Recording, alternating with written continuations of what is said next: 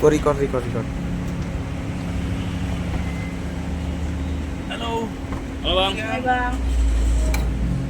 Sudah datang Iklim Hakim nggak? Belum lihat Belum bang. lihat Bang. Belum lihat.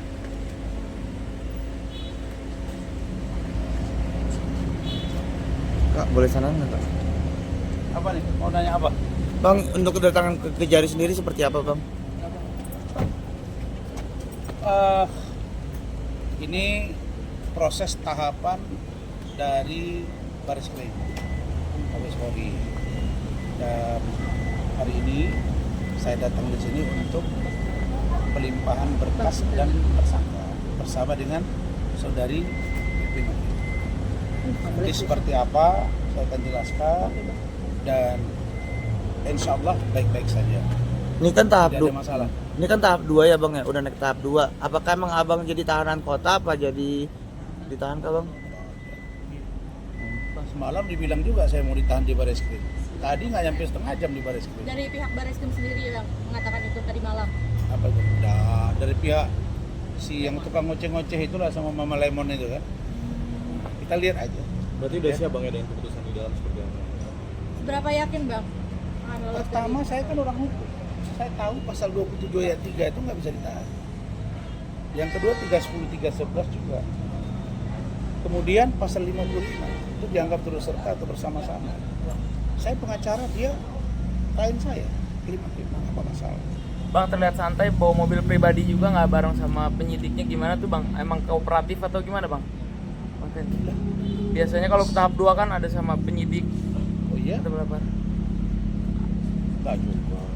Saya dulu menangani Lira Firna waktu dia undang-undang IT juga sampai dibawa ke Kejari Bekasi juga diperiksa, dan kadang-kadang ya ada yang dibawa bersamaan dengan mobil pihak kepolisian, ada juga yang tidak.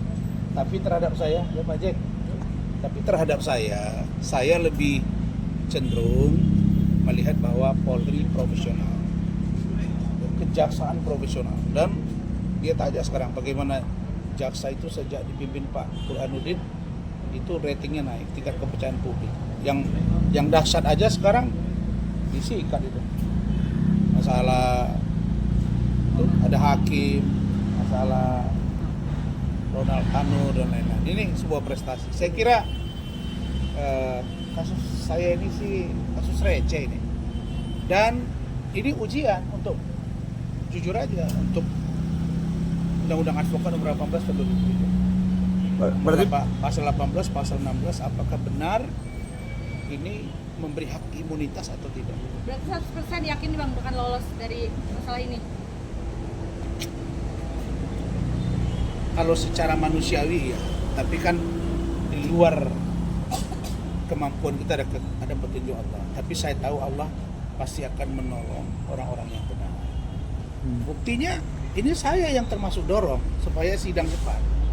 Kenapa? Karena ini gantung. Ada seorang anak yang bernama Iklim Hakim yang tidak tahu diri, tidak pandai berterima kasih, hidupnya susah. Saya bisa buktikan, saya kasih dia duit, saya belikan dia baju. Terus dia bilang dia tidak beri kuasa dan dia bilang dia tidak dilecehkan. Terus preskon di kantor saya, ada kuasa. Ya tidak identik labnya. Udah nanti kita lihat. Kalian-kalian yang telah termasuk kalian yang memproses saya, kalau ini tidak clear, apa sudah selesai, sudah clear maksud saya nggak akan diam. Dan ini tidak akan berpengaruh bagi kasus yang saya tangani. Kenapa? Karena Farhad Abbas, dulu Farhad Abbas juga terdakwa kasus dengan Ahmad Dhani, saya pengacaranya salah satunya, nggak ada masalah. Kasus yang mana lagi? Banyak. Dulu waktu saya masih anggota DPRD, Bupati Mandeling Natal aktif, dia ikut sidang tiap minggu di Sumatera Utara, nggak masalah. Ya, saya percaya. Pertama, ancaman hukumannya 4 tahun. Yang kedua, saya yakin saya tidak akan ditahan. Yang ketiga, saya percaya akan lolos di persidangan. Justru kita akan buka-bukaan seperti apa hubungan Hotman Paris dengan Iklim Hakim. Di awal dia bilang begini, di tengah dia bilang begini, di akhir dia bilang begini. Waktu gelar perkara dia bilang begini, chattingan ini. Iklima juga ngomong ke saya begini, ke Kementerian PPA begini. Ini semua kita hadirkan. Ini sebenarnya ya, kalau mau jujur, Hotman itu seperti mendulang menampis air di dulang. Cuk, kena ke muka sendiri. Kenapa? Karena yang akan dibahas ini kan bagaimana dia. Apa urgensinya saya preskon kalau bukan karena ada klien? Pasti itu. Kalau saya preskon pasti ada klien saya dong. Kalau menyangkut orang lain, kalau diri saya sendiri. Tuh. Yang kedua, dari mana dapat saya data chattingan yang diduga Hotman kepada Iklim Hakim itu kalau bukan dari Iklim Hakim yang kasih ke saya? Ketika kami proskan, yang ketiga, ketika kami preskon, dia tidak membantah. Dan setelah itu kita masih makan malam, masih buat video, masih minta belikan baju. Besoknya lagi ketemu sama istri saya lagi yang kedua, makan lagi di Grand Hyatt, Grand Cafe. Kalian tahu lah, Grand Hyatt itu bintang 5+. Dan makan di situ nggak pernah itu 1 juta, bos.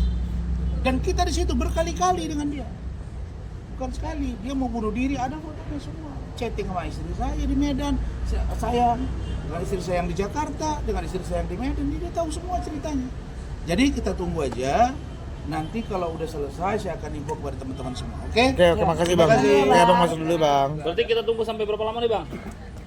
Ini kan prosesnya di dalam.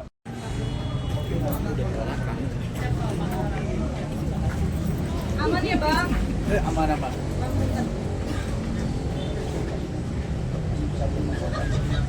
Oke. Hikmah abang dapat dari kasus ini apa sih bang? Hikmahnya satu. Saya baru tahu ternyata ada seorang klien ditolong serius, sekarang jadinya seperti ini. Sama dengan orang yang menurut saya lupa diri, tidak tahu terima kasih. Dan dia anak pesantren loh, dia ngomong ke saya. Itu hikmahnya. Hikmah yang kedua, saya mulai hati-hati nerima klien. Yang keempat, yang ketiga, setiap klien saya sekarang wajib cap jempol. Jempolnya bukan jempol gini aja, mutar dia. Karena kalau besok dibilang tidak ada tanda tangan, kan repot bos. Seperti yang dia bilang sekarang. Tapi saya akan buktikan, kan alat bukti 5. Nomor 1 saksi, itulah direct evidence. Nomor 2 ahli. Yang ketiga surat. 4 petunjuk. Nggak bisa dia menghindar. Nggak bisa dia menghindar. Tadi aja dia di sindir istri saya sudah nangis.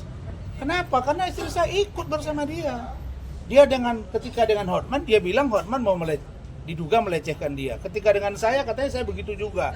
Padahal setelah dengan saya, dia hubungi Gusti Gunawan Daulay, yang gue surat kuasa itu, dia ngaku juga bahwa dia sedang berpacaran dengan suami orang. Ada rekamannya. Nah, sekarang dengan siapa lagi dia gitu. Jadi ini adalah perilaku seorang klien yang tidak tahu terima kasih. Sementara saya ini bantu dia bos. 1 rupiah pun nggak ada saya makan uang dia. Yang ada uang saya kasih sama dia.